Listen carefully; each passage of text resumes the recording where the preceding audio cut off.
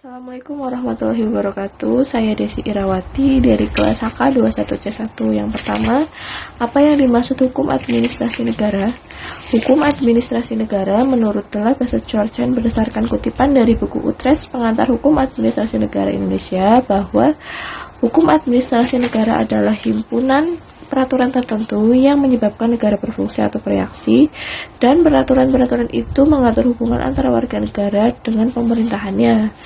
Yang kedua, hubungan hukum administrasi negara dengan bidang hukum lainnya. Menurut kutipan dari buku Hukum Administrasi Negara karya Weriawan Chandra, yang pertama, hubungan hukum administrasi negara dengan hukum tata negara atau hukum konstitusi.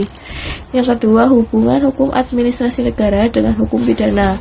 Yang ketiga, hubungan hukum administrasi negara dengan hukum privat. Yang keempat, hubungan hukum administrasi negara dengan hukum internasional.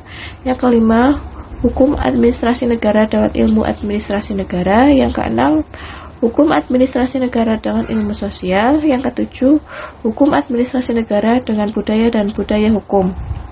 Yang kedelapan, hukum administrasi negara dengan teknologi informasi. Pertanyaan ketiga, apa saja asas-asas hukum administrasi negara? Menurut kutipan dari buku Hukum Administrasi Negara karya Dr. Sahya Anggara MSI, yang pertama adalah asas legalitas. Yang kedua, asas tidak boleh menyalahgunakan kekuasaan atau tidak boleh melakukan détournement de pouvoir. Yang ketiga, asas tidak boleh menyerobot wewenang badan administrasi negara yang satu oleh yang lainnya. Yang keempat, asas kesamaan hak bagi setiap penduduk. Kelima, asas upaya memaksa. Yang keenam, asas kepastian hukum. Yang ketujuh, asas keadilan sosial. Yang kedelapan, asas orang yang tepat di tempat yang tepat. Kesembilan, asas persatuan dan kesatuan. Yang kesepuluh, asas batal karena kecerobohan hukum administrasi negara bahwa suatu keputusan pemerintah yang dibuat secara ceroboh.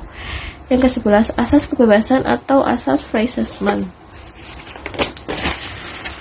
Pertanyaan keempat, ada cara memperoleh wewenang pemerintahan oleh pejabat administrasi negara dapat dilakukan melalui delegasi apabila yang pertama diberikan oleh badan atau pejabat pemerintahan kepada badan dan atau pejabat pemerintahan lainnya. Yang kedua, ditetapkan dalam peraturan pemerintah, peraturan presiden, dan atau peraturan daerah. Yang terakhir, merupakan wewenang pelimpahan atau sebelumnya telah ada.